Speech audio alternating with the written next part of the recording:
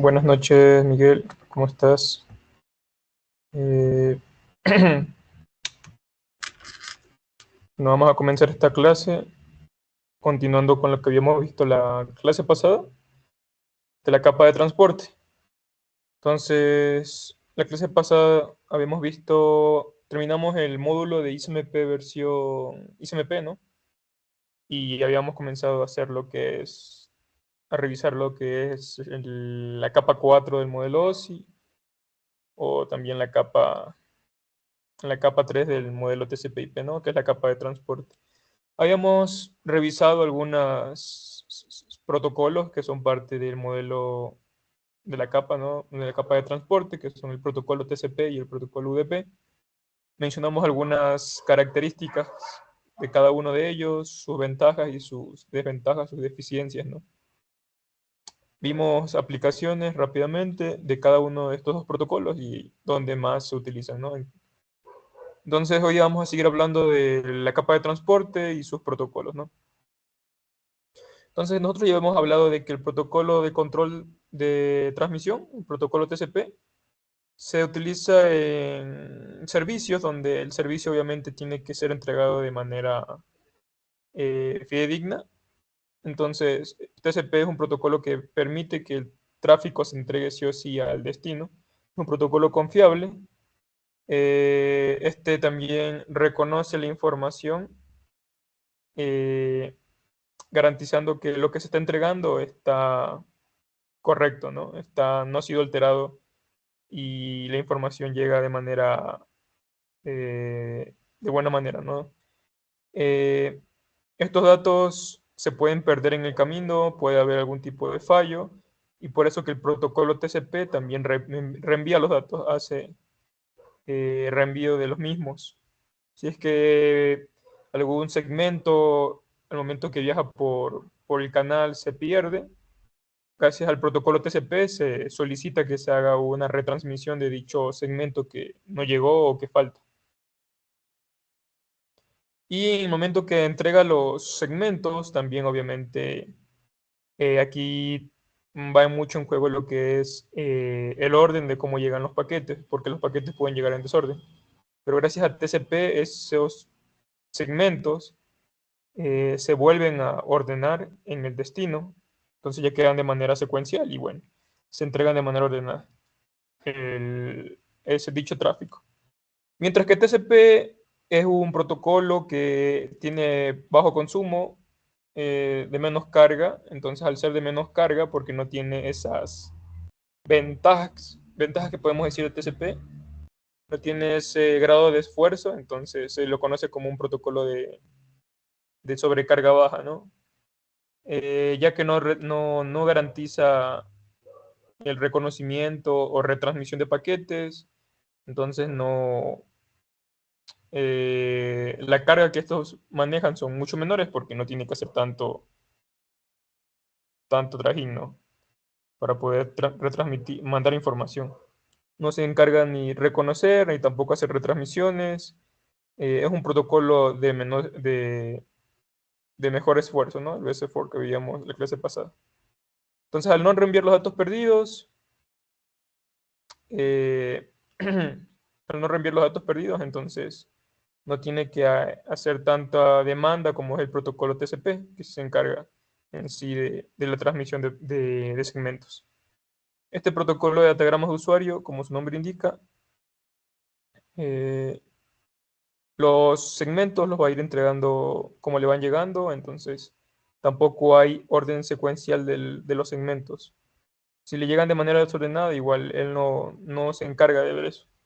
Por lo general, cuando se utiliza UDP, los protocolos que se encargan ahora de hacer ese tipo de otras cosas, como para garantizar el reconocimiento o que la información llegue de manera ordenada, ya son protocolos de capas superiores, ya no se encargan en este caso la capa 4, ¿no? Eh, este protocolo UDP se utiliza bastante en aplicaciones, en servicios donde se utilice solicitud y respuesta, y bueno, los datos son mínimos.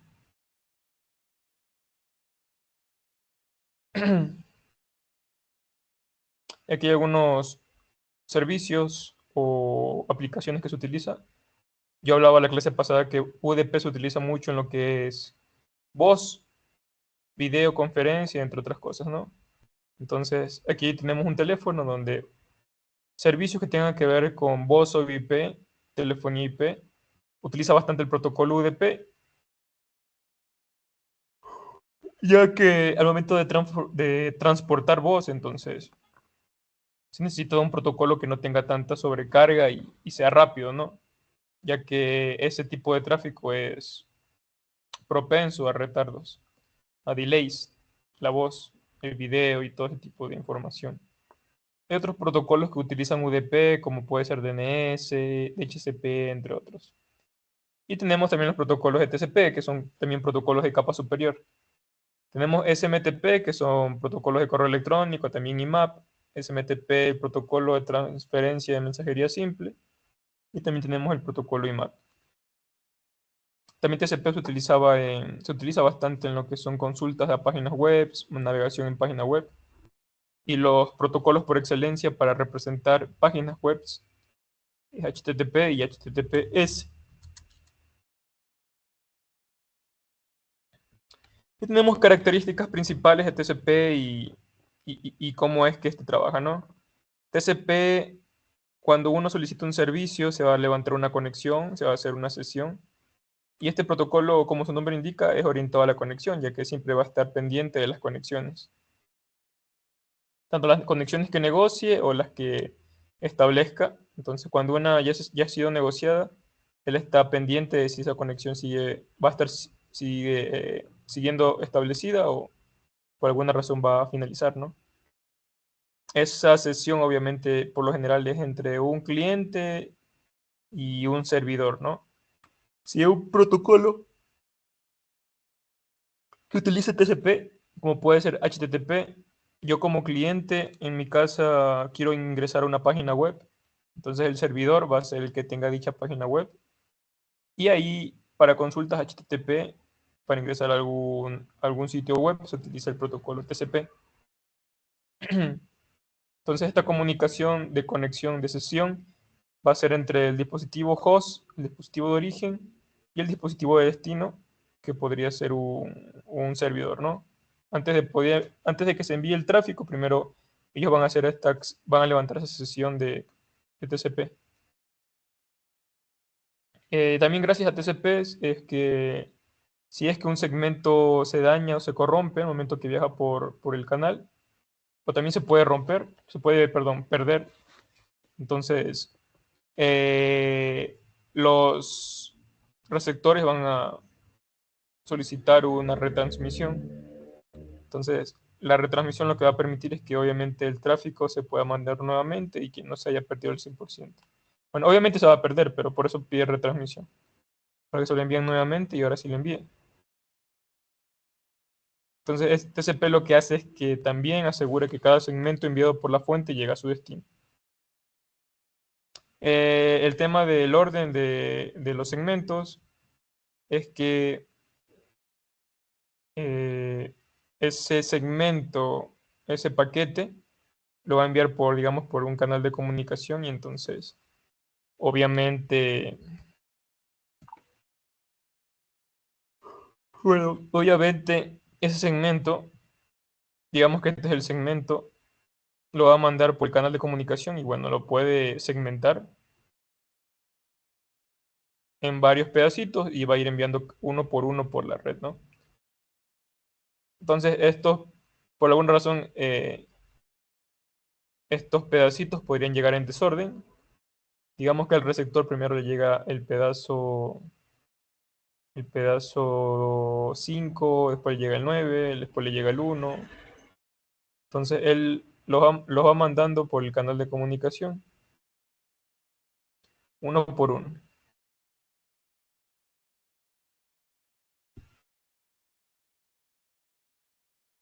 Y entonces va mandando uno por uno para que vayan llegando al sistema de comunicación.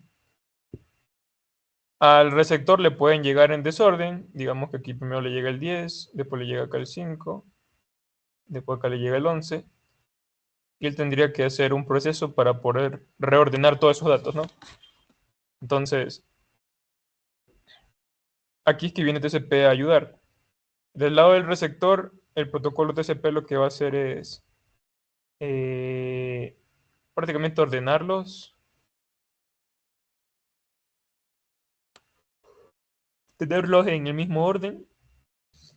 O sea, va a garantizar que estos lleguen en el mismo orden. Entonces, si llegaron en desorden, él los va a comenzar a ordenar, ¿no? Va a poner, digamos, 1, 2, 3, 4, 5, así. Punto, punto, punto, punto, punto, 10. Y así va yendo. Entonces, también proporciona que la entrega sea en el orden en el que este fue transmitido y le pueda llegar también al receptor en ese mismo orden de transmisión.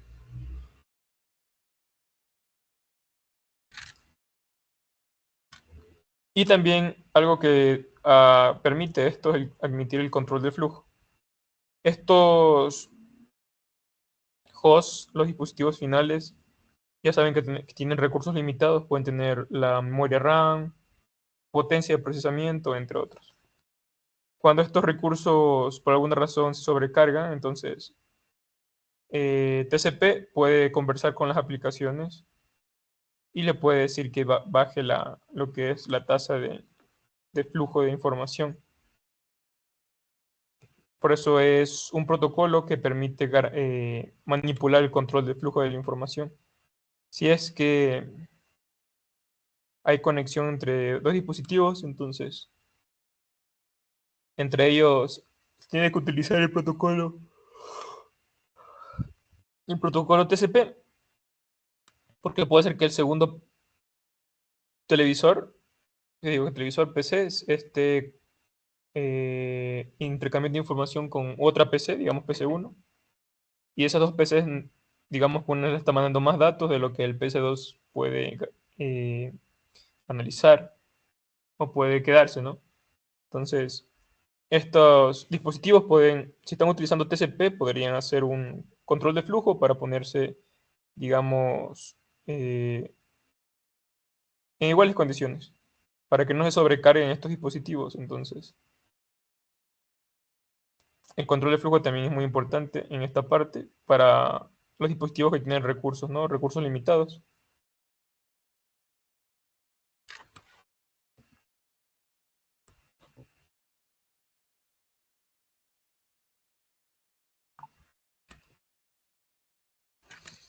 Aquí tenemos un encabezado de TCP, como vimos en capas anteriores, por ejemplo, la capa de red. Hemos visto que tiene la dirección IP de origen, dirección IP de destino y checksum y demás, ¿no?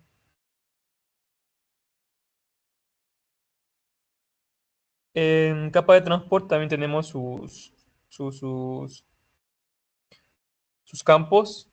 El encabezado está formado por varios campos, entre ellos el puerto de origen, el puerto de destino. Tenemos números de secuencia, tenemos números de reconocimiento,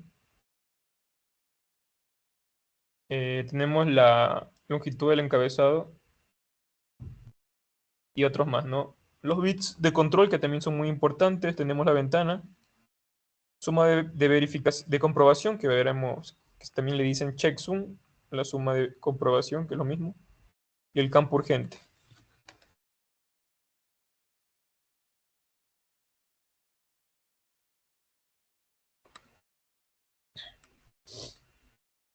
Ahorita lo que más nos interesa a nosotros es el puerto de origen y el puerto de destino. Esos también son importantes, pero ya hablaremos de ellos un poquito más.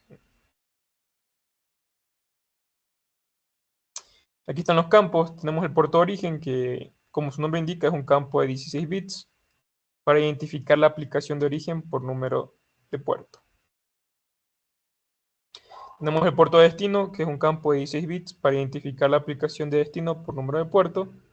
Cuando me refiero a esta parte del puerto, hace referencia, como dice ahí, a una aplicación, a un servicio.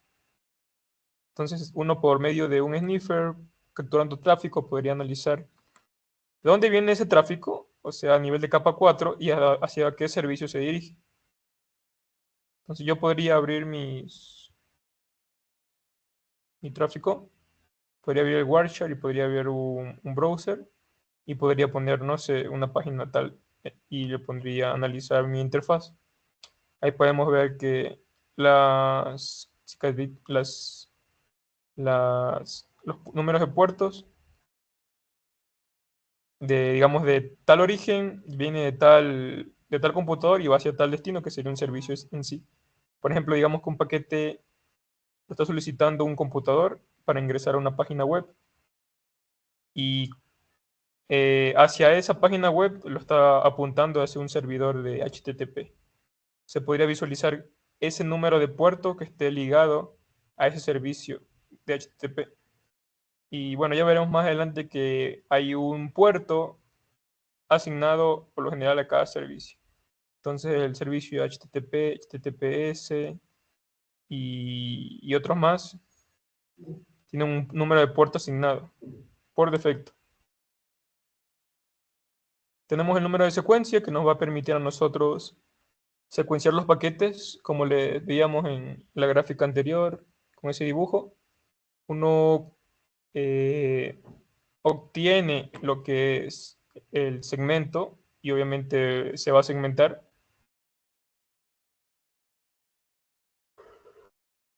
Y una vez que se segmenta, ya comienza esta parte de la secuencia, ¿no? Ya va poniendo cada uno de estos paquetes, mini paquetes IP, ya va poniendo una secuencia para que puedan llegar de manera ordenada al receptor. Si no, no vas a ver el receptor en qué valores son para ordenar, porque no va a tener mucha información. En cambio, si alguien los manda, el emisor, pero los manda en un orden de secuencia, tú vas a hacer el 1, el 2, el 3, así. Se le va a hacer más fácil al receptor reensamblar esos datos.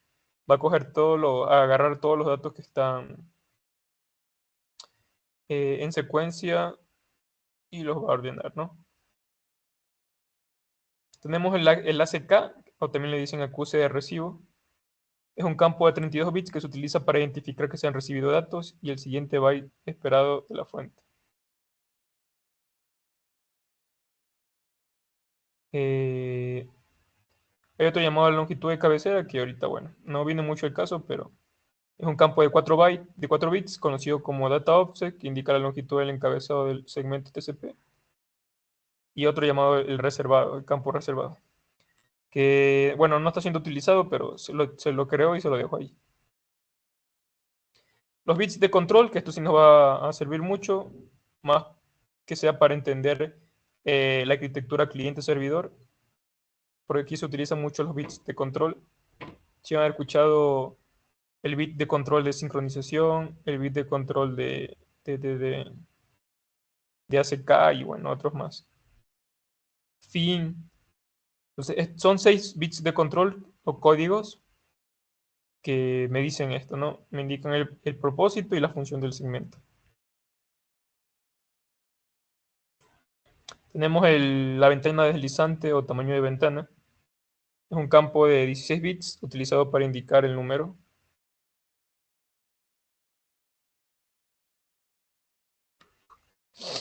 Para indicar el número que indican el propósito y la función del segmento TCP. Tenemos el tamaño de ventana, que es un campo de 16 bits utilizado para indicar el número de bytes que se pueden aceptar a la vez. Y este tamaño de ventana también tiene que ver mucho con el control de flujo, porque cuando están conversando el transmisor y el receptor y están utilizando protocolo TCP, ellos se ponen de acuerdo de cuánto tráfico van a receptar, ¿no? Este básicamente es el tamaño de la ventana. Entonces, para no saturarse, ellos van a digamos, a tener como tipo eh, conversación y sí van a tener tipo conversación y ya con esto van a saber si qué tanto tráfico tienen que ir mandar, ¿no? Qué tanto tráfico tienen que mandar y se ponen de acuerdo con respecto a esta información para no saturar el sistema de comunicación. Entonces es el tamaño o el número de bytes que van a ir, que se puede aceptar a la vez. Entonces esto va a ser una conversación entre el transmisor y el receptor y se van a poner de acuerdo. Ese es el control de flujo que se sabe hablar, ¿no?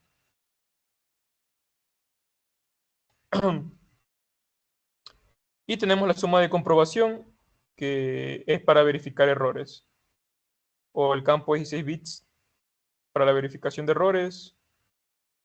A nivel de capa 2 ya hablábamos un poco de esto, pero es a nivel de capa 2. A nivel de capa 4 también tiene su verificación de errores con respecto a los segmentos, ¿no? Entonces, si es que algún segmento se corrompe o la información cambia al momento de que viaja por el canal, aquí es que viene la parte de la retransmisión que hablábamos nosotros. Esto es también gracias a la suma de comprobación. Para verificar si hay errores en el segmento, si se detecta errores o también se pierde en algún segmento, también aquí tiene que ver mucho la suma de verificación para verificar si hay errores, ¿no? Si hay errores, se solicita la retransmisión de dicho segmento.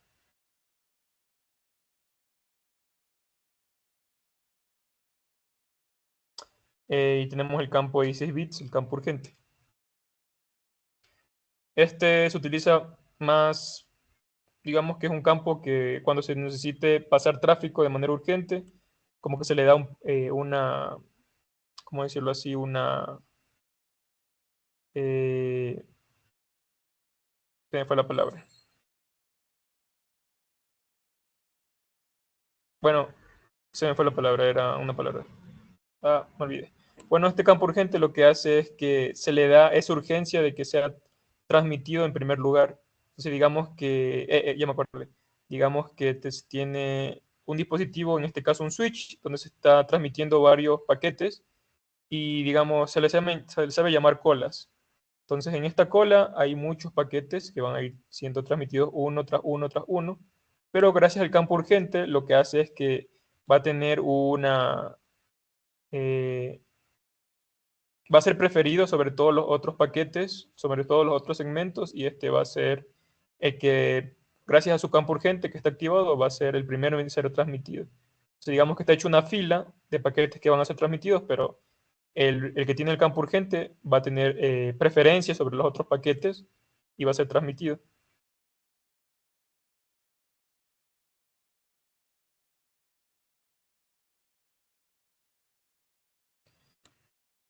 Em,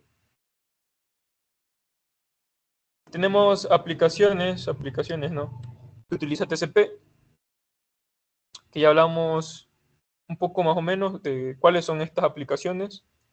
Cuando llegamos a la capa de aplicación, vamos a ver en sí de manera más detenida esta parte. Y hoy, bueno, ya entraron más gente, chévere. Ya chicos, no se cansen, ya el lunes termina el curso, ha estado largo. Bueno, las aplicaciones que vemos a ver así por encimita, el protocolo de transferencia de archivos, FTP, el protocolo de hipertexto, transferencia de hipertexto, HTTP, y el protocolo de mensajería simple, de transferencia de mensajería simple, ¿no? Este otro protocolo ya vimos en los primeros capítulos que hasta lo configuramos en los dispositivos, en los routers y en el switch para hacer eh, una configuración remota SSH, y habíamos configurado también Telnet, ¿no? Pero el que se usa hoy en día más es SSH, obviamente. ¿Se acuerdan que yo les mencionaba que Telnet no es un protocolo que manda la información en texto plano, mientras que SSH manda la información encriptada, ¿no? Encripta la información utilizando algún tipo de algoritmo, ¿no? Un algoritmo de encriptación. Entonces, todos estos protocolos utilizan el protocolo de transmisión de control de transmisión, TCP, y garantizan que este tipo de servicios se entregue, ¿no?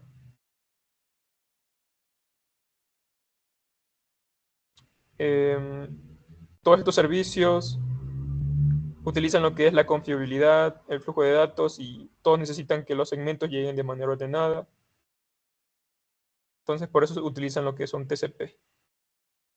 Mientras que UDP no hace nada de esto, ¿no? Aquí están características puntuales de lo que usa UDP.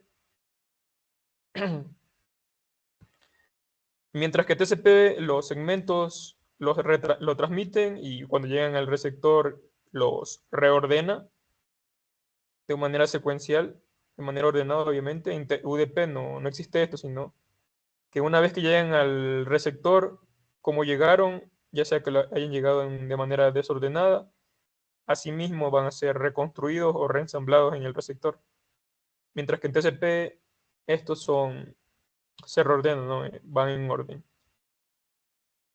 Aquí también no hay retransmisión, al contrario que en TCP, que sí hay retransmisión. Y UDP es un protocolo que no está orientado a la conexión, o sea que no está pendiente de qué sesiones se han establecido entre el transmisor y el receptor. No está pendiente de las sesiones. Esa es una de las características más representativas. Mientras que TCP es un protocolo orientado a la conexión, UDP no está orientado a la conexión.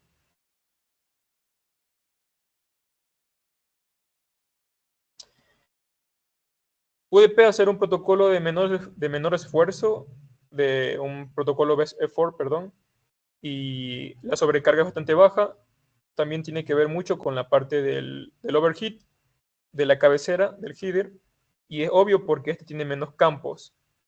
Los campos en TCP son bastantes más, si se acuerdan, ¿no? Tenemos bastantes campos, obviamente el overhead, la cabecera aquí es mucho más grande, de hecho, el tamaño de cabecera en TCP es de 20 bytes, mientras que en UDP es de 8 bytes. Y aquí, al ser de 8 bytes, se tiene menos campos, ¿no? Los campos más representativos es el puerto de origen y el puerto de destino. Tenemos el campo longitud y el campo del checksum, que también tiene TCP. La suma de comprobación, que también tiene TCP. Bueno, obviamente es un campo que solo tiene 4 campos, es un campo mucho más simple. Y a continuación de la capa 4 ya se tienen las capas superiores, que es básicamente la información o los datos de la capa de aplicación.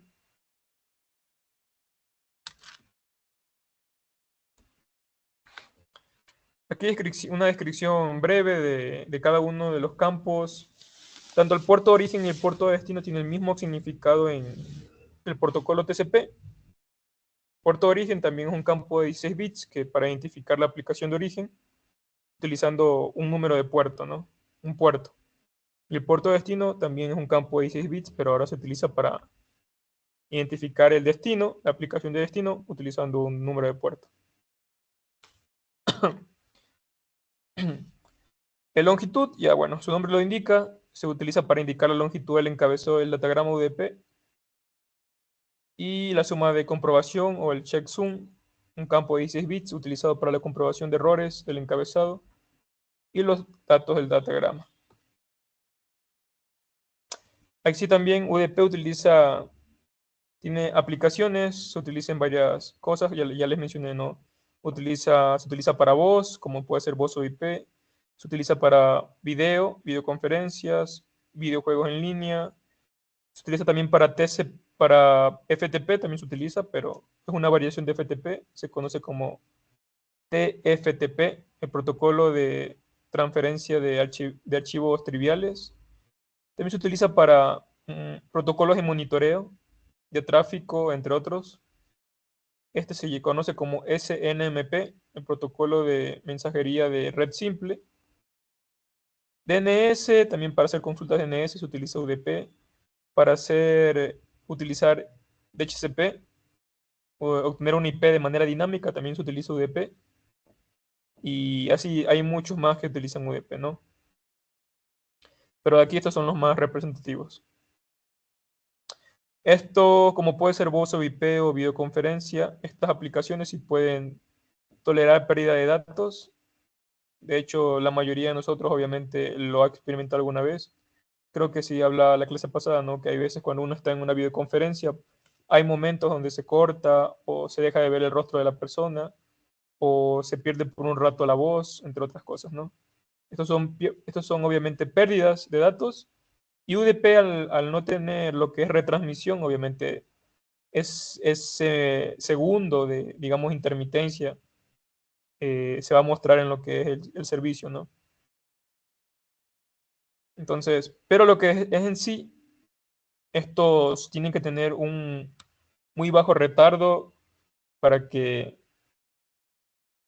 el servicio, puede ser que se pierdan datos, pero aún así tiene que haber una muy baja demora, ¿no? Eh, dando de ejemplo, por ejemplo, cuando se transmiten datos, data en sí, el ancho de banda tiene que ser bastante grande, pero cuando se transmite video, lo que tiene que garantizarse es que los retardos sean bajos, ¿no? Para que no, el servicio no se vea tan afectado.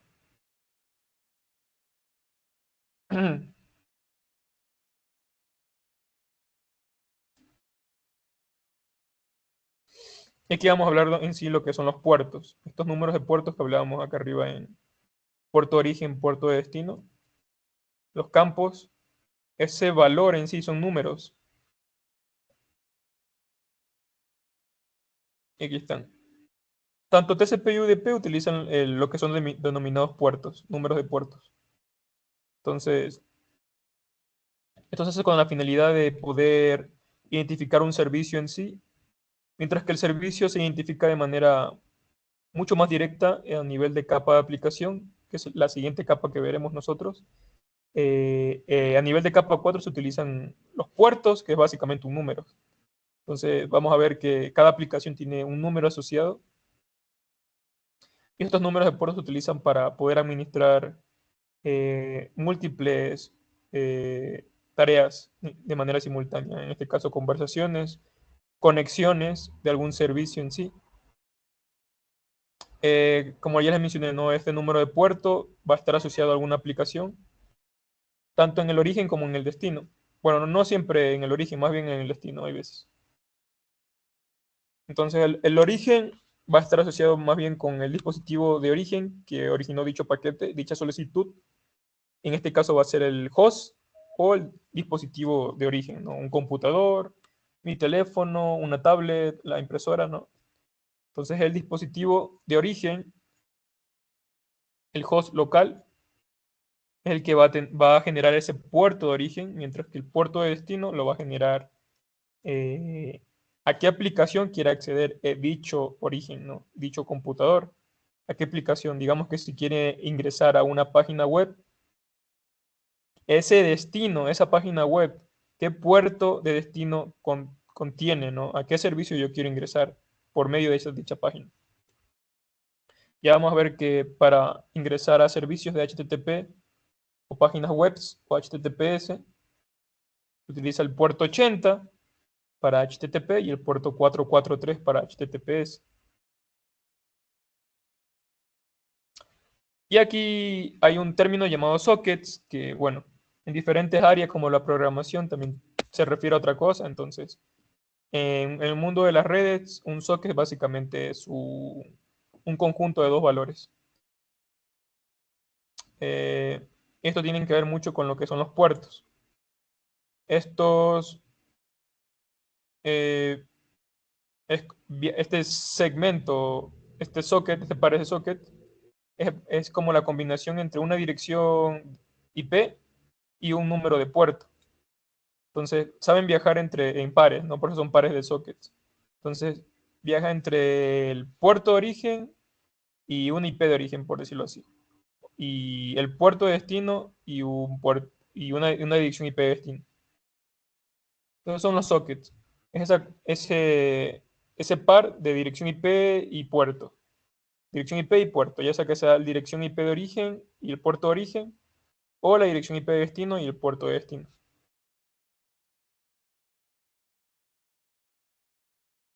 Entonces, gracias a estos sockets o a estos puertos es que se puede diferenciar las diferentes conexiones de un mismo origen.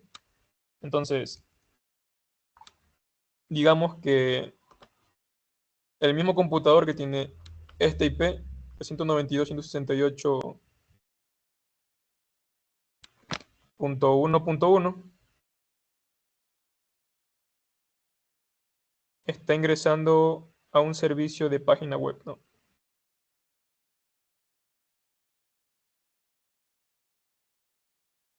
Está ingresando a un servicio de página web. Y aquí hay un socket. Tiene la dirección IP y tiene un número de puerto.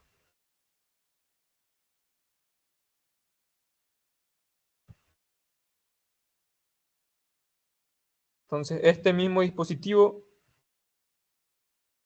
podría estar utilizando su dirección IP, una dirección IP de origen y un puerto de origen. Digamos que el puerto de origen sería el 65.230, por decirlo así. Estos son rangos que veremos un poco más adelante. ¿Cuáles son los rangos? No es que yo ponga un valor al azar y eso es un puerto. Hay un rango especificado en los que se pueden utilizar. Y el puerto de destino y dirección IP de destino, digamos que la dirección IP de destino es la 110. Y el puerto de destino me está dando información de una aplicación a la que yo quiero ingresar. En este caso, el protocolo de transferencia de hipertexto seguro, HTTPS, utiliza el puerto 443. Entonces, la dirección IP de origen me dice dónde se origina el paquete. Este IP, digamos que es de una computadora. Digamos que es de una computadora. Y el puerto de origen me dice el puerto que se originó de dicha computadora. O sea, esta conexión de dónde viene. El que generó ese puerto de manera aleatoria fue el computador.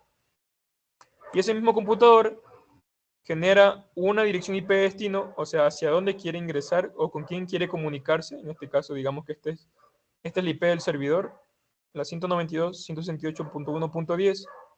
Y ese mismo computador que se quiere comunicar con este IP, que es el servidor, de ese servidor, ¿a qué servicio quiere ingresar dicho computador? Quiere ingresar a una página web que contiene dicho servidor. Y esto lo dice el número de puerto de destino. Quiere ingresar al puerto 443. O sea, quiero ingresar a una página HTTP segura que contiene dicho servidor. El servidor tiene la IP 192.168.1.10. Entonces, los sockets, los pares de sockets me dan esa información, ¿no? ¿A qué información se está solicitando? ¿De dónde viene y hacia dónde se dirige? Y es lo que está aquí también. Aquí ya está todo el PDU, toda la información, ¿no? Entonces aquí el origen, que es este computador, que tiene esta IP, la 192.168.1.5, con esta MAC address, sí, con esta MAC address de origen. Aquí está la MAC de origen. Esto es el PDU de la trama, o sea, a nivel de capa 2, a nivel de capa 3. Entonces aquí tenemos capa 2, si se dan cuenta, capa de enlace de datos. Aquí tenemos las IPs, este es capa 3. Aquí tenemos capa 4, que serían los números de puerto. Y finalmente tenemos los datos de usuario, que es básicamente la capa 7, la capa de aplicación. Este tráiler o cola ya es el momento que finaliza la trama, se encapsula aquí, ¿no? Entonces aquí ya es básicamente el final de la capa 2 también. Todo está encapsulado y una vez que está encapsulado obviamente se va a mandar por el sistema de comunicación. Eh, entonces regresando a esto, tenemos las MAC, la MAC de origen y la MAC de destino, que son estas MAC de estos dispositivos. Tenemos la IP de origen, que sería la IP de esta computadora, la IP hacia donde quiere comunicarse, o la IP de destino. En este caso, la IP de este servidor sería la IP de destino. Aquí tenemos el puerto de origen. La conexión que está originando dicho origen sería el computador, origina un puerto, en este caso el 1099, y quiere ingresar al puerto 80, o sea, el servicio que contiene este servidor. El servicio lo especifica el puerto, él quiere ingresar al puerto 80, eso quiere decir que el servidor contiene una página web, quiere ingresar a la página web utilizando el puerto 80, utilizando el protocolo HTTP para especificar que es una conexión web. Quiere ingresar a una página web. Y aquí en datos de usuario, básicamente, está la página web en sí, lo que está viajando ahí. Y bueno, aquí es que viene que puedes gestionar varias conexiones, porque aquí es que me ayuda el par de sockets, ¿no? Entonces, ahora está ingresando a un servicio ya no de página web, sino de transferencia de archivos. Es una conexión FTP de transferencia de archivos. De ahí viene su nombre, ¿no? FTP. File Transfer Protocol, protocolo de transferencia de archivos. Y tanto las MAC de origen, MAC de destino, las IP se mantienen inamovibles, es la misma información. Pero aquí lo que cambia es el puerto, ¿no? El puerto de origen, como es otra conexión, también puede cambiar, ya que los puertos de origen por lo general son valores aleatorios. Son valores aleatorios. Y se conocen también como puertos efímeros. Se va a generar de manera aleatoria y el puerto de destino es el servicio al que quiere ingresar, ¿no? Entonces, al ser FTP, va a ingresar al puerto. FTP utiliza el puerto 21, así lo especifica la teoría. Entonces, hay diferentes puertos, ¿no? FTP utiliza el puerto 21. Hay otros servicios como puede ser Pod 3, utiliza el puerto 110. Ya mencioné que, creo que sí mencioné, Telnet utiliza el puerto 23, SSH utiliza el puerto 22, HTTPS utiliza el puerto 443, y así hay una infinidad de puertos, ¿no? Entonces, aquí también en datos de usuario, aquí básicamente está viajando información, digamos, el archivo que se está transmitiendo en ese momento.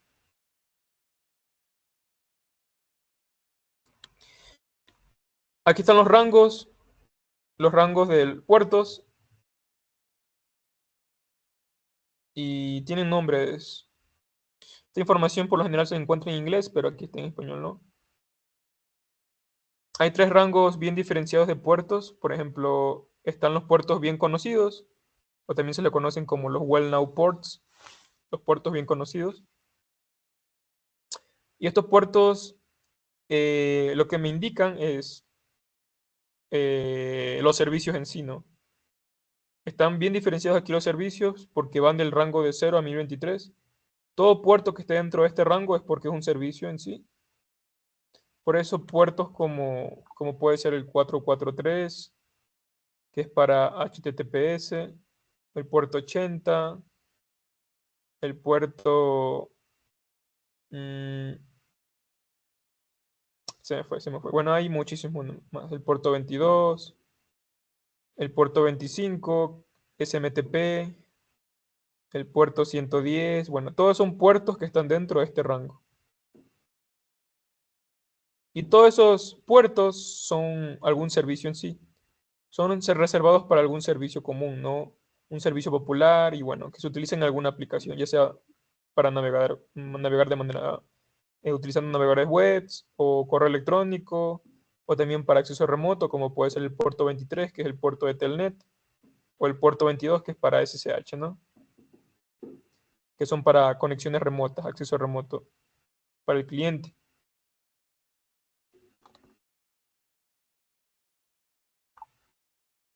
¿Tienen alguna pregunta hasta ahí? ¿Una pregunta hasta ahí? Por el momento no.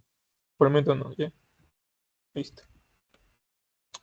Em, no sé si alguno han utilizado alguna de estas aplicaciones de acceso remoto. Por ejemplo, a ver, AnyDesk, ¿quién ha utilizado? Bueno, algunos son de acceso remoto, entonces, ustedes como ustedes ven aquí es la aplicación, ¿no? O han utilizado TeamViewer para conectarse de manera remota a su computadora cuando no están en la casa, utilizando su teléfono o no sé. Entonces, muchas de estas aplicaciones detrás de la aplicación en sí utilizan algún tipo de estos protocolos, ¿no? Para que funcionen. Entonces,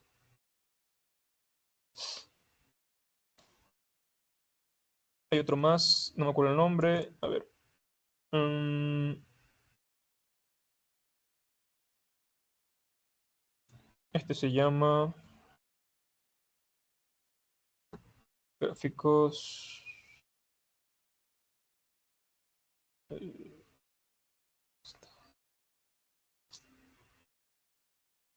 Estos son, a ver.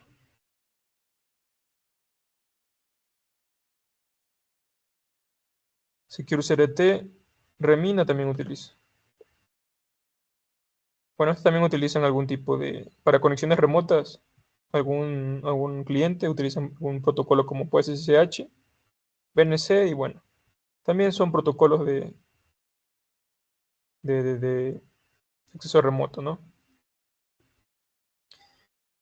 Los puertos registrados, estos también se utilizan para algún tipo de, bueno, no se utilizan en sí tanto como pueden ser el celular Mi 23 para un servicio en común o popular, pero son puertos que son asignados por estos registros de asignación de nombres, como puede ser Liana.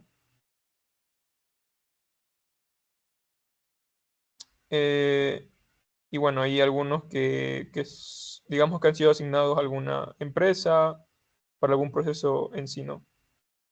Aquí hay un ejemplo, por ejemplo, Cisco utiliza algunos puertos, como puede ser el 1218, que ya está dentro de este rango, para el protocolo Radius. No sé si han escuchado Radius, a los que han llevado la materia de redes o alguna de este tipo, ¿no? Son un protocolo que permite autenticar al usuario, siempre y cuando diga quién es. Entonces, por medio de contraseñas o autenticación multifactor, eh, se utiliza algún puerto. Entonces, el puerto por defecto que se utiliza para el proceso de autenticar a un usuario y ver si realmente es quien es, se utiliza el puerto 1812. Hay otro que es el 1813, que bueno, se utiliza para el proceso de auditorías, que bueno, esto es un poquito más avanzado, pero se utiliza para esos servicios, como por ejemplo el Radius.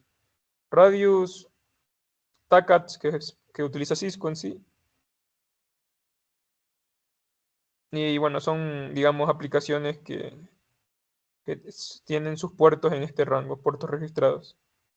Uno que otro puerto también va a estar de algún servicio popular, por decirlo así, va a estar aquí dentro también.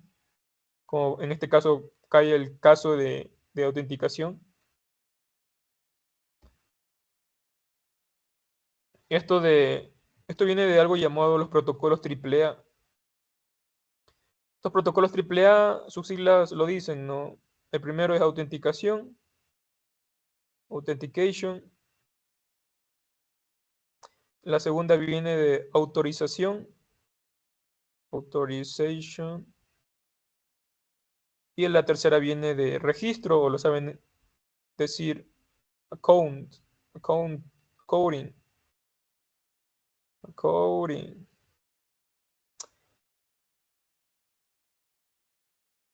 Se utiliza mucho en los sistemas de seguridad, en las redes, porque a cada cliente que quiere solicitar un servicio, ingresar a un sistema informático, obviamente se le va a pedir que se autentique por medio de, lo más simple es una contraseña, pero hoy en día existe la autenticación multifactor, que además de pedirte una contraseña te va a pedir un código, te va a pedir un QR y poco de cosas, ¿no? Mientras más seguridad haya es mejor. Entonces sería la parte de autenticación, de tantas maneras que hay de autenticarse. Una vez que se le autentica a ese usuario, se va a pasar por un filtro para ver a qué nomás de los recursos del sistema puede ingresar, porque no es justo o no es nada fiable y seguro de que una persona que ingresa a un sistema de una empresa tenga acceso al 100% a toda la información, ¿no? Ahí es que viene el tema de la autorización. Dicho cliente o dicho usuario, ¿a qué nomás tiene acceso? Tiene que tener el acceso lo más restringido posible a solo el rol que le tiene asignado a la empresa. Digamos que solo es un trabajador, eh, no sé, es un trabajador que nomás tiene información muy limitada, entonces obviamente tendrían que ver a qué nomás puede ingresar y no, obviamente no debería ingresar a toda la información. Y el coding es algo de lo que más se sabe hablar.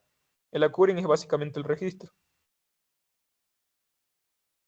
Bueno, esto más es una clase de seguridad informática, pero el account tiene que ver con si el usuario ya se autenticó, se le dio autorización para que ingrese al sistema, el account es básicamente, el nombre lo dice, es el registro.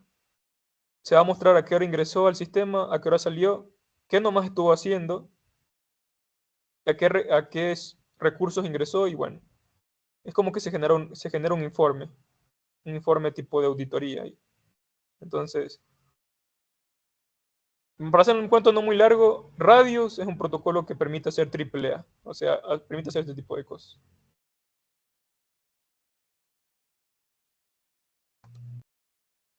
Bueno, me fui por las ramas, pero tenía que hablar un poco de Radius. Cisco también tiene sus protocolos de AAA, como puede ser Radius y TACATS. TACATS también es otro. Y bueno, volviendo a los números de puertos, tenemos, sí, los puertos, ¿no? Tenemos los puertos privados y o puertos dinámicos. Por lo general, los puertos privados o dinámicos ya son los que son generados por el dispositivo de origen. Entonces, yo como mi computador quiere ingresar a una página web que se encuentra en un servidor, digamos que este es el servidor y esta es la PC, ¿no? Entonces, la PC va a generar el puerto de origen. El puerto de origen. Y acá va a estar el puerto de destino, por decirlo así, ¿no? ¿A qué recurso yo quiero ingresar? Entonces, los puertos privados o puertos dinámicos, por lo general son los que son generados por quien solicita el servicio, en este caso el APC. Este va a ser el puerto de origen. Entonces, este es el rango de puertos de origen. Va del 49.152 al 65.535. Son asignados dinámicamente, o sea, de manera aleatoria, por el sistema operativo, ya sea que utilice cualquiera de los sistemas operativos, cuando se inicia una conexión a un servicio. El puerto dinámico se utiliza para identificar la aplicación del cliente durante la comunicación. De hecho, si yo abro el Wireshark, veamos qué tipo de información podemos ver. Voy a comenzar a capturar el tráfico que salga de mi red inalámbrica, o sea, de mi Wi-Fi. Y bueno, hay mucha información que se puede ver, ¿no?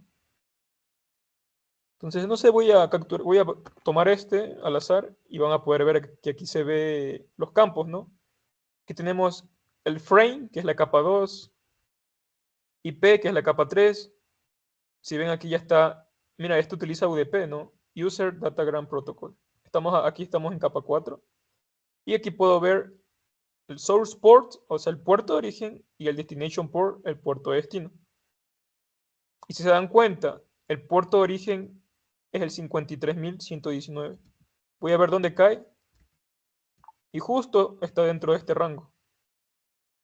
Era el 53.119, ¿no? Ese es el 53.119, o sea, está dentro de este rango. Es un puerto privado y o puerto dinámico, o sea, fue un puerto que se asignó de manera dinámica. ¿Quién lo asignó? Mi sistema operativo. Eso es un puerto de origen. Para cuando se inició una conexión a un servicio. ¿Qué servicio? Vamos a ver qué servicio es. O sea, el puerto de destino, ¿qué servicio es? El puerto 3478. Ni sé qué servicio es, pero ahí me dice que es el STUN, algo así. No conozco muy bien en sí cuál es, pero podemos ver aquí qué es. Vamos a ver qué puerto es. Puerto 3478, ¿no? Sí. Aquí me dice que el puerto 3478, puedo utilizar tanto TCP como UDP. Es el estándar predeterminado utilizado para protocolos de comunicación en tiempo real.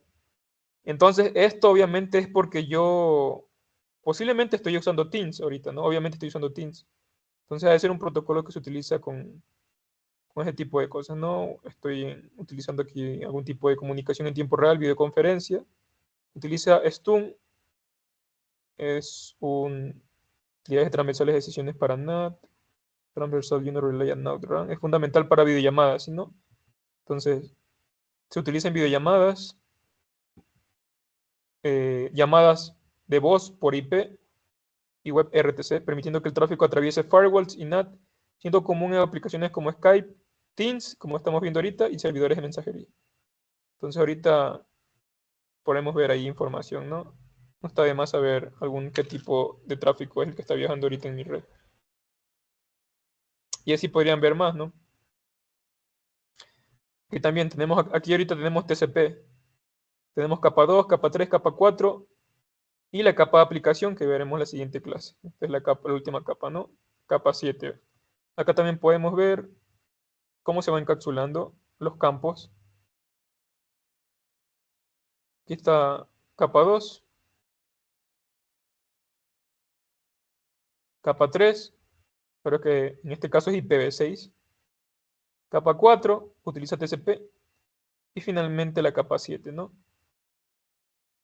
La capa de aplicación. Aquí están los campos, ¿no? De capa 4. Puerto de origen, puerto de destino, número de secuencia, el número de reconocimiento.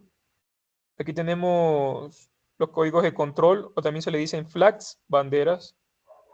La ventana, la suma de verificación, o en inglés checksum, y el campo urgente, que aquí le dicen urgent pointer, ¿no? Están todos los campos que vimos en los campos de TCP, ¿no? Estos son los puertos. Podrían ahí descargar Wireshark, también podrían ponerse a ver qué tipo de tráfico está circulando por su red, ¿no? Viendo las cabeceras y viendo el PDU en sí.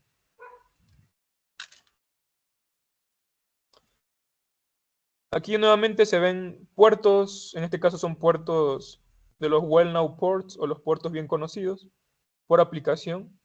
Entonces ahí pueden ver que para transferencia de archivos se utiliza el puerto 20, para transferencia de archivos, no está de más mencionar, pero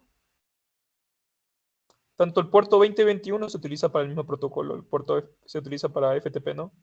Transferencia de archivos, sí, el protocolo de transferencia de archivos, FTP, pero se utiliza el puerto 21 cuando se transmite información de control, como puede ser contraseñas, datos de autenticación, entre otras cosas. Y cuando se esté transmitiendo los datos en sí, por ejemplo, yo estoy transmitiendo, le estoy pasando, digamos, un juego a un amigo, o alguna canción o algún archivo por ahí, se utiliza el puerto 20 porque ya se comienzan a mandar los datos del usuario, ¿no? Pero si digamos, si yo estoy iniciando sesión poniendo mi contraseña y mi usuario, mi username, se utiliza el puerto 21 para mandar todo lo que sea información de control. Y también hay otros como el puerto 22, que es para Secure Shell, SSH, puerto 23 Telnet. ¿Se acuerdan que la información no está encriptada? No está encriptada. Mientras que el puerto 22, en ese sí viaja la información encriptada, ¿no? Aquí sí viaja encriptada. Por eso Telnet hoy en día ya no se debería utilizar. Porque donde se captura el tráfico, podrían ver contraseñas, entre otras cosas. No va a estar la información encriptada, sino que va a ser de fácil, se podría leer de manera muy fácil, ¿no? Y aquí hay otros servicios más que podrían ver, ¿no?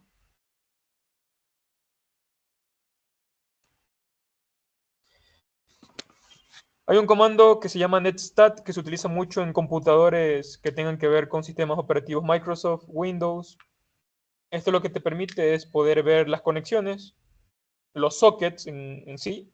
Te va a poder ver, vas a poder ver la dirección IP del dispositivo que solicitó dicha conexión y el socket en sí, ¿no? Y el puerto.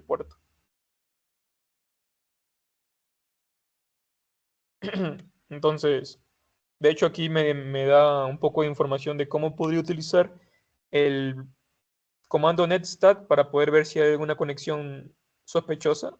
De hecho, aquí le dicen como conexión no documentada. Entonces, puede ser que haya una conexión que yo me esté comunicando con algún servidor donde yo no sé qué está pasando detrás en mi red. Me podrían estar, no sé, espiando o algún tipo de virus o un troyano o algo, ¿no? Entonces, hay una conexión con mi computador y yo no sé qué está pasando, pero algo pasó por ahí. Obviamente, hoy en día es algo muy normal que nuestros computadores estén infectados más por querer descargar algún programa. No lo instalamos y decimos, bueno, ya no ya sirve, ya no lo toco, pero no sabemos qué está pasando detrás de ahí, ¿no? Puede ser que ya nos robaron las contraseñas, o nos estén robando dinero al saber nuestros contraseñas de nuestros datos bancarios, entre otras cosas, ¿no? muchas cosas pueden nos estén monitoreando con algún troyano de acceso remoto, entre otras cosas. Entonces podría ver las conexiones utilizando el comando, digamos, bueno, aquí creo que no existe, no me acuerdo. Net, creo que sí estaba allá. Entonces, bueno, habría que ver un reconocimiento exhaustivo de qué conexiones hay con respecto a mi PC. Pero por lo general la mayoría son de localhost, o sea, de mi propia red. Y hacia dónde nomás estoy mandando tráfico, ¿no?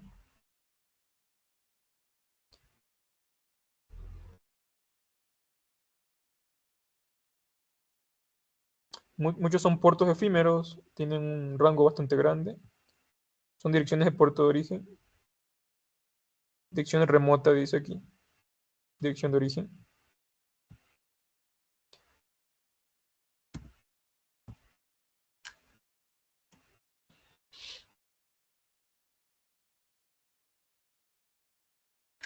Bueno, la capa 4 es una de las más largas. La teoría es bastante larga. Bueno, veamos rápido esta parte, ¿no? Bueno, ya vimos un poco de TCP cómo es que trabaja. Ya sabemos que TCP es el protocolo que permite, ¿no?, que la información llegue a su destino, está orientado a la conexión y entre otras cosas. Eh, en esta imagen que podemos ver a la derecha, podemos ver cómo los clientes están ingresando al servidor, ¿no? Entonces el cliente 1 está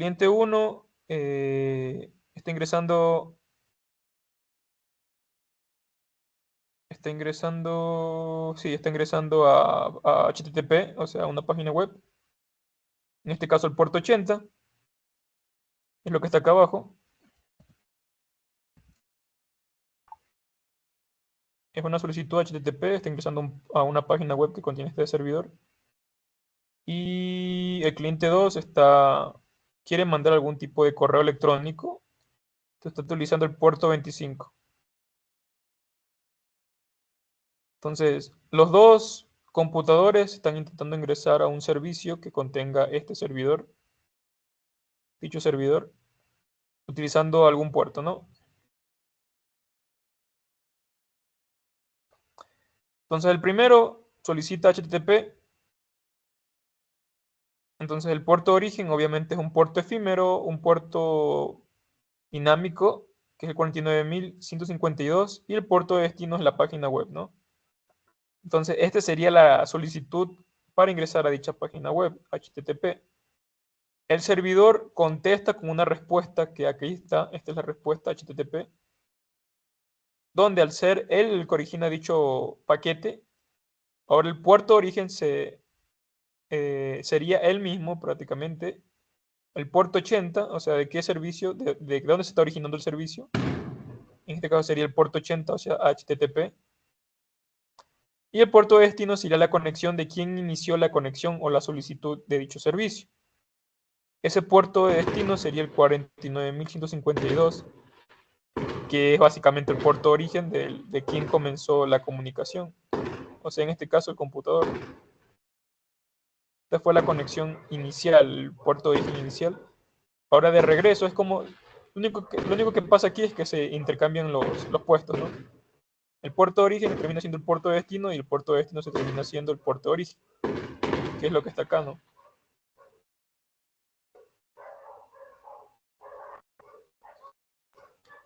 Y esta es básicamente la solicitud que origina el computador y la respuesta es la que origina el servidor, ¿no? Y acá es lo mismo.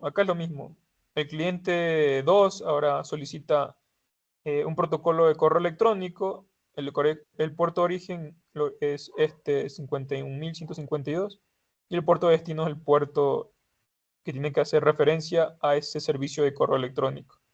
Puerto 25 es el protocolo SMTP, protocolo de transferencia de mensajería simple. Se utiliza para mensajería de correo electrónico. Una vez que le llega la solicitud al servidor, ahora él genera una respuesta Y finalmente esa respuesta la origina el servidor y se la manda al cliente. Y así es como se va haciendo la comunicación en arquitectura cliente-servidor, así se llama ese tipo de arquitectura cliente-servidor.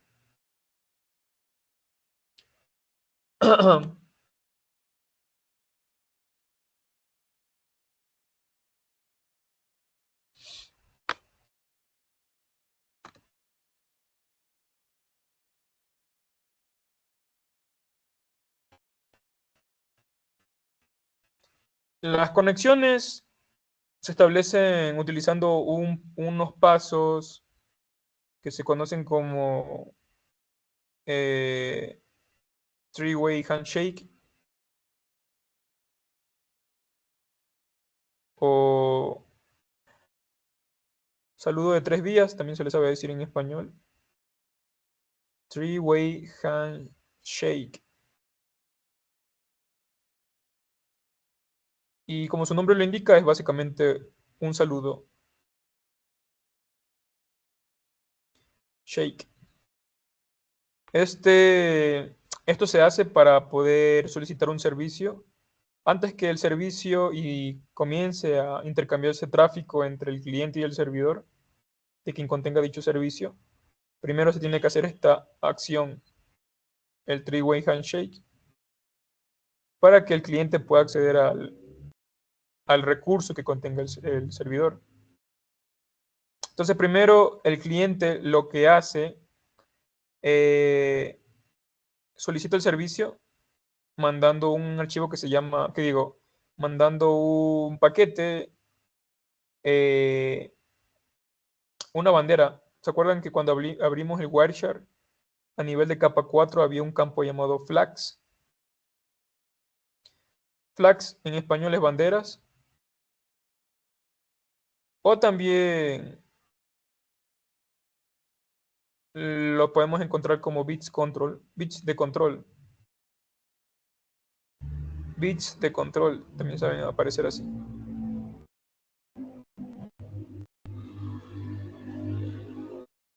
Estos tienen 6 bits, o sea, hay 6 banderas.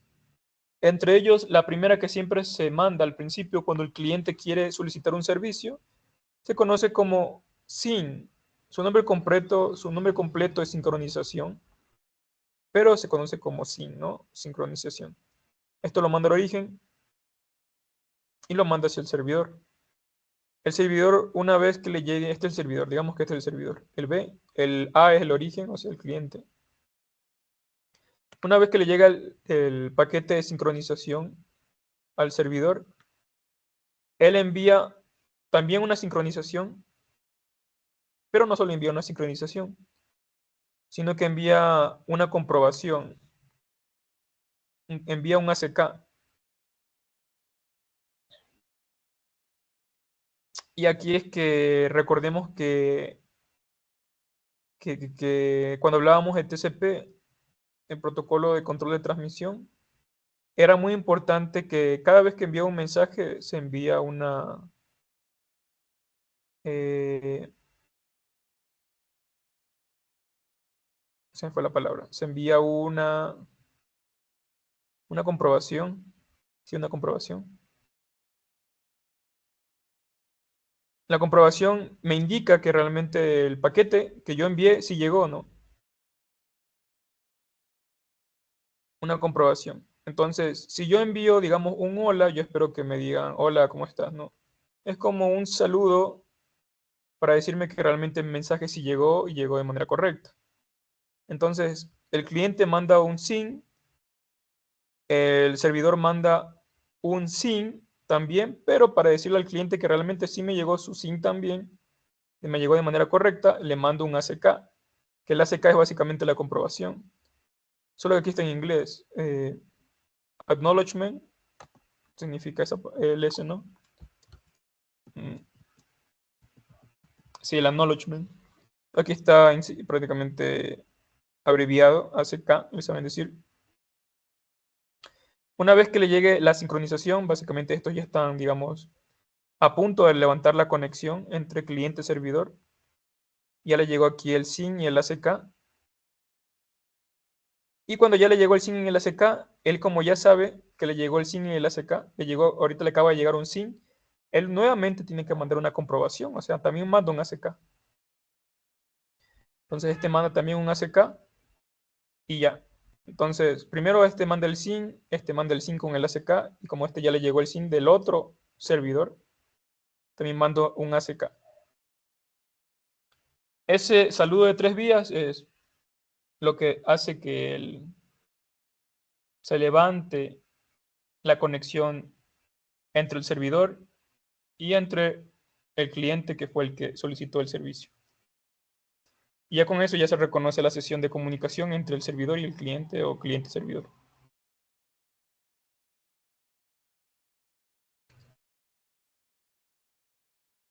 Y esto siempre se hace, ¿no?, para poder comenzar una sesión de algún servicio que se vaya a solicitar. Y aquí está la otra cara de la moneda. Ahora, ¿qué pasa cuando yo ya terminé de hacer, digamos, ya terminé de navegar por una página web X y cierro el navegador? Ya no quiero utilizar el servicio HTTPS, digamos. Entonces, nuevamente, detrás del cómputo, lo que se hace es que se termina la sesión de dicho servicio. Entonces, aquí también se comienzan, este se conoce como el saludo de 4 vías, creo que se llamaba. Bueno, aquí es cuando ya termina la sesión. El cliente ahora manda un mensaje llamado finalizar, o se llama fin, donde, bueno, el nombre lo indica, dice que ya no va a solicitar el servicio, ya terminó de utilizarlo. Entonces, ya no voy a utilizar el servicio, voy a finalizar la conexión. Ya no tengo más datos que enviar, entonces voy a terminar ese flujo de información. Voy a mandar la bandera fin o el flags fin. Ese flags le va a llegar al servidor, este es el servidor y este es el cliente. El cliente va a responder con un mensaje de comprobación, que es el ACK, de que sí le llegó el fin, y también va a proceder a mandar un fin. O sea, también va a cerrar la conexión. La conexión tanto se cierra, tanto es el cliente y también el servidor. Entonces, una vez que él mandó su ACK y su fin, ahora el cliente finalmente envía un ACK para indicar que también recibió el fin del servidor, y ya con eso se termina la conexión. Ya con eso se termina la conexión.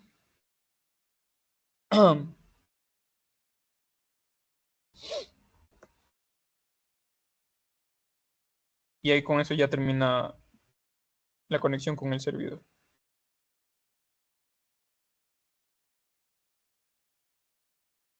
Aquí está una función, un análisis detallado en sí, para qué se utiliza el three-way handshake, o el saludo de 3 vías, o el enlace de TCP de 3 vías, también se les sabe decir. Entonces, aquí se establece que lo que se utiliza, no es para establecer que el dispositivo de destino está presente en la red, verificar que el dispositivo de destino tiene un servicio activo y está aceptando solicitudes en el número de puerto de destino que el cliente iniciador tiene la intención de usar.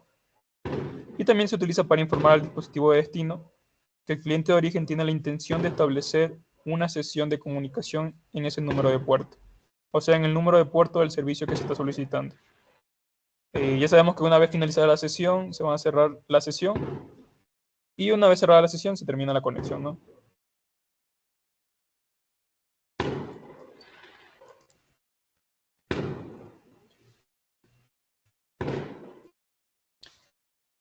Aquí está lo que veíamos en el Wireshark. El Wireshark nos mostraba esta parte que se llamaba como flags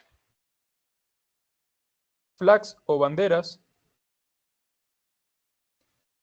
pero yo les decía que también se les conoce como bits de control, también se lo puede encontrar de esa manera, donde básicamente cada bandera tiene 6 bits.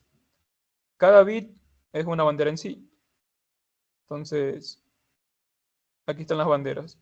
Está la bandera urgente, la bandera de comprobación, que era el ACK que vimos varias veces cómo se mandaba, la bandera push, la bandera reset, de reseteo, la bandera de sincronización o bandera SYN, y la bandera que se utiliza para finalizar la conexión, que es la bandera fin.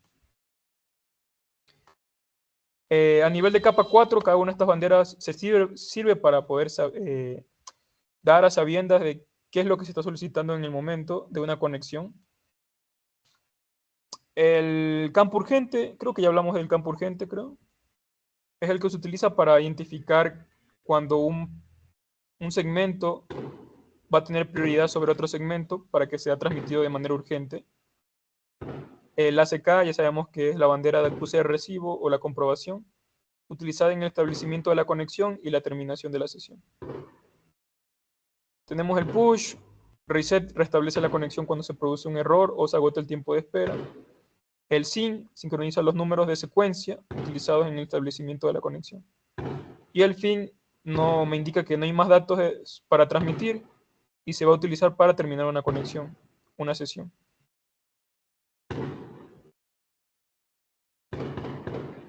Bueno, así los vemos rapiditos porque todavía esto es introducción, pero solo para que sepan los nombres. Realmente la teoría de aquí es un poco más complicada, pero esto se utiliza bastante en lo que es seguridad de la información, entre otras cosas.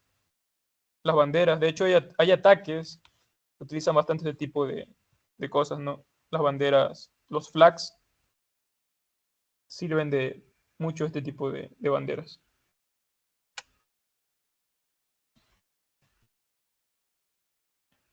A ver cuánto nos falta.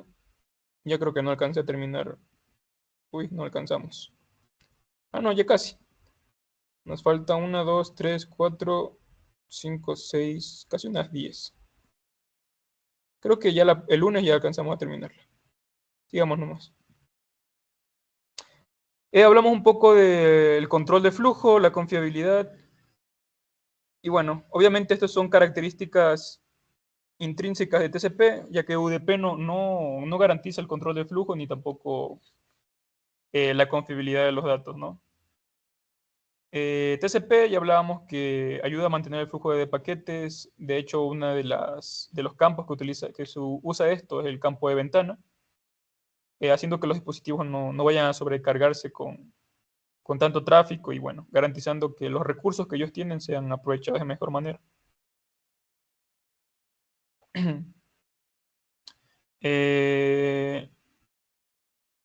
Sí hablamos nosotros también de que TCP, los segmentos que les van llegando los va reordenando, como puede ser aquí en el dibujo que veo aquí, ¿no? Este computador manda los paquetes, manda la data, y aquí hace el proceso de segmentación, ¿no? Este paquete es bastante grande, entonces lo va a dividir en pedacitos, en varios segmentos. Segmento 1, 2, 3, 4, 5, 6. Lo manda por la red y digamos que el segmento 1, 2, 3, 4, 5 se va por aquí, o el segmento 1, 2, 3 se va por aquí y el 4, 5, 6 se va por otro camino. Entonces van a ir llegando en desorden. Digamos que primero le llegó, aquí está el ejemplo perfecto, primero le llegó el 1, después le llegó el 2, después le llegó el 6, después le llegó el 5, después llegó el 4 y después llegó el 3. Gracias a TCP es que permite el reensamblado de los paquetes de manera ordenada. Porque una vez que hizo segmentación, también hizo secuenciación, que ya hablábamos que la secuenciación, lo más fácil de entenderle es que cada segmento le va a poner, digamos, una etiqueta. En este caso, el número. Entonces le va a decir, tú eres el 1, tú vas a ser el 2, tú vas a ser el 3, 4, 5, 6. Esto lo hace con el afán de que al momento que lleguen al destino, lo ordene de manera numérica, así decirlo así, de manera bien burda y lo más básico posible, pero realmente es algo más complejo, pero así para entenderlo de mejor manera, digamos que lo secuencia por números, ¿no? Entonces, cuando llega al destino, este lo ordena, como puede ser aquí, ¿no? El 6 lo manda al final, el 4 lo manda acá y así. Entonces, él utiliza, gracias a la secuenciación, ya sabe cómo debe ordenar los segmentos y una vez ordenado, hace el reensamblado de dicho segmento y obtiene en el destino la data completa, ¿no? Entonces, TCP reordena los segmentos en el orden original.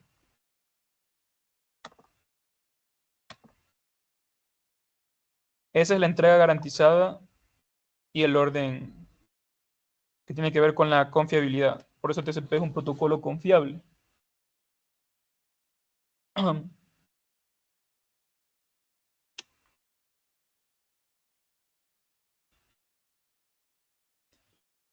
Aquí también tiene que ver, al momento de ser confiable, también tiene que ver mucho lo que es retransmisión de pérdida de paquetes. Si es que algún paquete se corrompe o algo pasa o se pierde al 100%, obviamente aquí es que viene la ACK que yo les estaba hablando.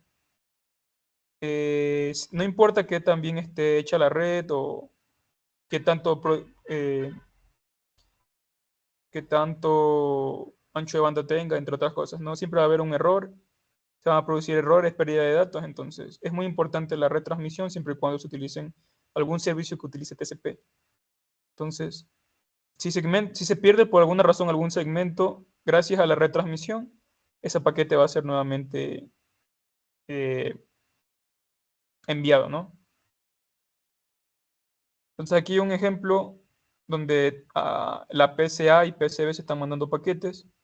PCA primero le está mandando los segmentos, le manda el 1, el 2, el 3. Pasó algo y no le puede enviar ni el 3 ni le puede enviar el 4. Y después sigue enviando el 5, el 6, el 7, 8, 9, 10 así. Pero no le puede enviar estos dos. Estos dos no se enviaron. Entonces lo que sucede aquí es que eh, sí, lo que sucede aquí es que cada vez que se van enviando estos segmentos, eh, el cliente, bueno, en este caso el otro computador, va enviando un ACK, ¿no? Un acuse de recibo. Entonces, el 1 manda el 1, este manda un acuse de recibo 1, ¿no?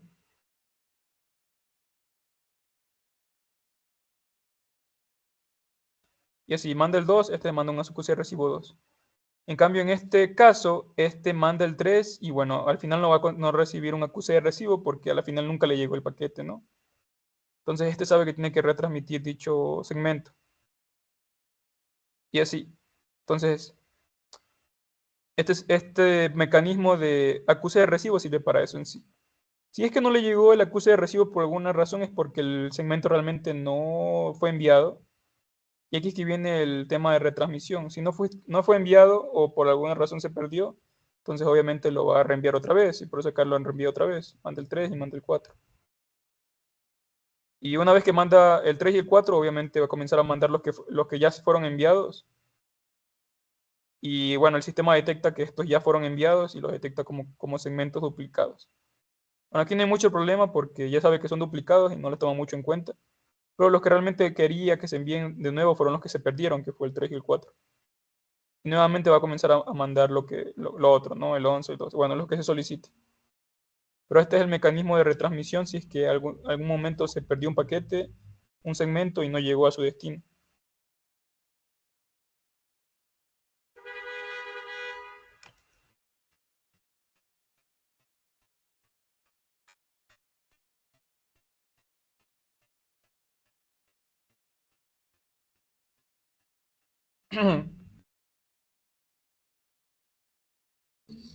Aquí también hay eh, otro tipo de retransmisión que es un poco, bueno, se utiliza también. Aquí básicamente el cliente solicita los segmentos que le faltan. Él mandó, el cliente A mandó el 1, 2, 5, 6, 7, 8, 9, 10. Entonces el B le dice, tú me mandaste el 3 del 5 al 10. Del 5 al 10, ¿no? Pero te mando un ACK diciendo que básicamente no me han llegado los otros, ¿no? El 3, el 4, entonces eso. Pero al 5 al 10 sí me llegaron de manera correcta. Entonces aquí él comienza a mandar los que le faltó, ¿no? El 3, el 4 y eso. Y bueno, comienza a mandar también el 11 y el 12, que fueron la continuación del 10, ¿no?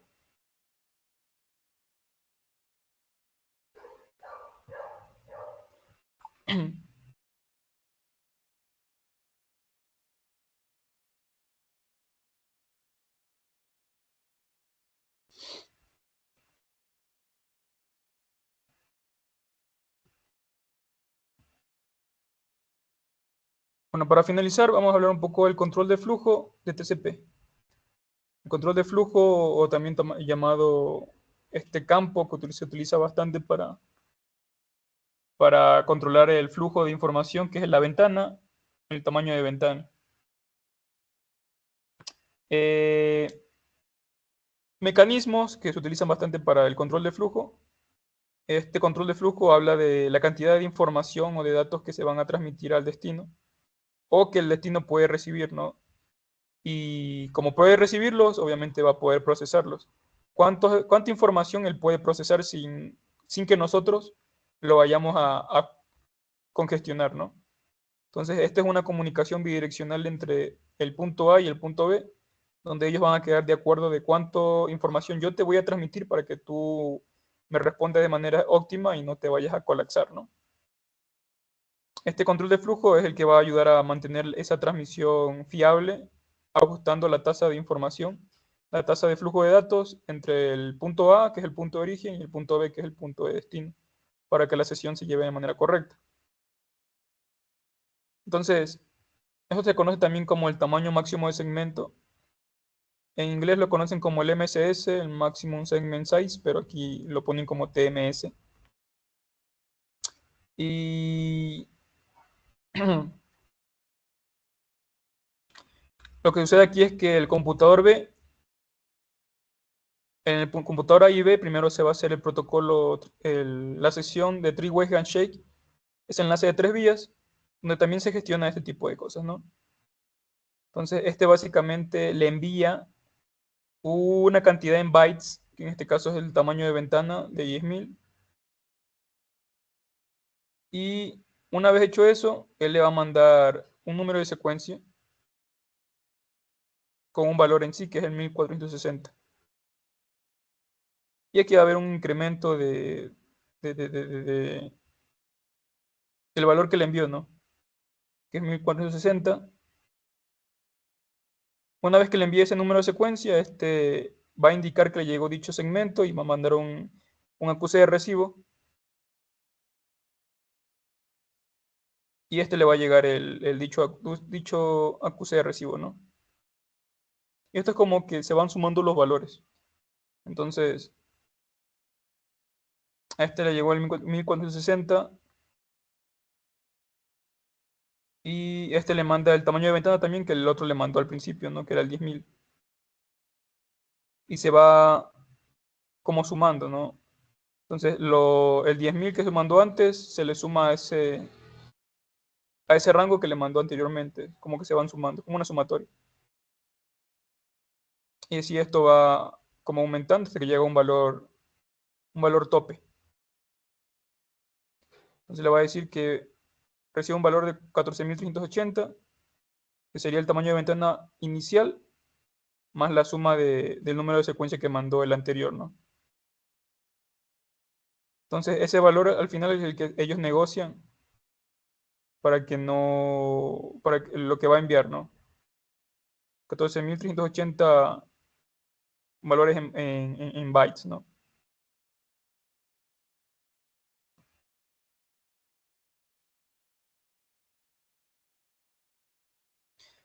Aquí está el valor en inglés, el tamaño máximo del segmento, que está en inglés, maximum segment size, es la cantidad máxima de datos que puede recibir el dispositivo de destino.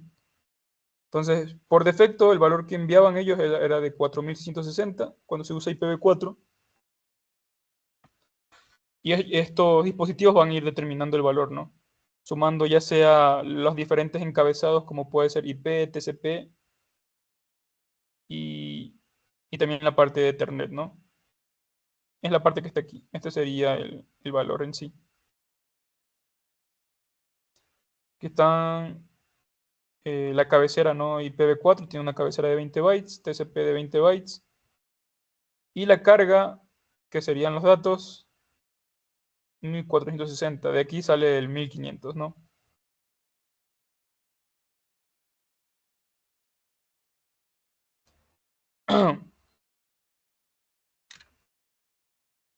Pero aquí está esta parte que se ve aquí, TCP MSS, sería la parte que está acá arriba, ¿no?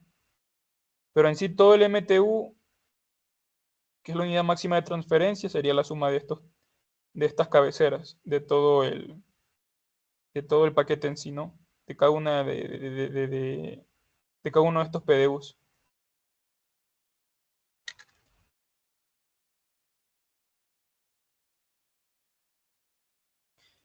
Bueno, y para finalizar con el control de flujo, hablando un poco también todavía hablando un poco de la ventana, ¿no? Cuando se produce algún tipo de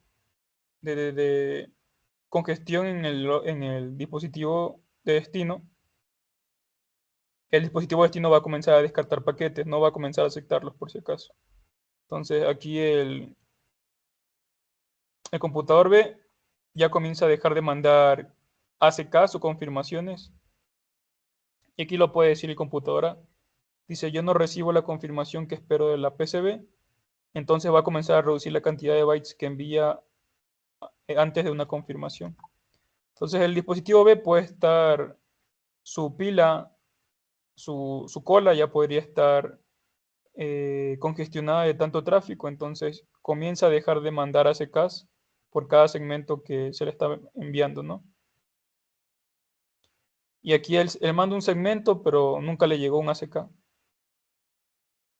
Entonces acá del lado del origen, él piensa de que por una razón el B no le está mandando los ACKs y entonces comienza a menorar, a reducir la cantidad de bytes que envía él, ¿no?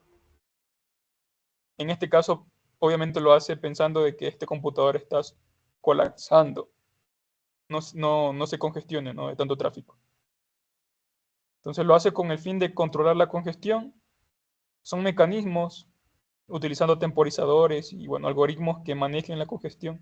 Entonces una vez que este baja el tráfico que está enviando, el computadora le está dando tiempo a que este haga procesamiento de los datos que estén en su cola. Entonces este ya comienza de nuevo otra vez a mandar confirmaciones porque ya se está liberando un poco su cola, ¿no? Esto también se conoce un poco más en temas como de calidad de servicio, se ve lo que son algoritmos de encolamiento, las famosas QE, tienen que ver también con la parte de congestión y todo ese tipo de cosas, ¿no? Y bueno, básicamente el control de flujo también se usa bastante en la parte para prevenir congestiones, ¿no? No saturar al dispositivo con el que me estoy comunicando, sino por medio de una conversación, saber que yo tengo que en un momento bajar mi cantidad de información a transmitir para que él me pueda escuchar de manera óptima. Y bueno, eso chicos. El lunes continuamos con UDP y terminamos. Me faltan 3 hojitas, pero ya dejemos para el lunes ya. Terminamos aquí TCP y vamos por UDP y seguimos a la capa de aplicación, que es básicamente el tema final, que le dejaríamos para el lunes. Entonces, para no seguirles cansando, ya los dejo tranquilos. Pasen un buen fin de semana y feriado también. Si tienen alguna pregunta, si no, ya pueden retirarse. Listo, Miguel. Que pasen un buen feriado, buen carnaval. Entonces, eso chicos. Voy a dejar de grabar y nos vemos el lunes. Bueno, yo sé que es feriado, pero es la clase final, entonces ya para terminar el curso. Y cualquier cosa les escribo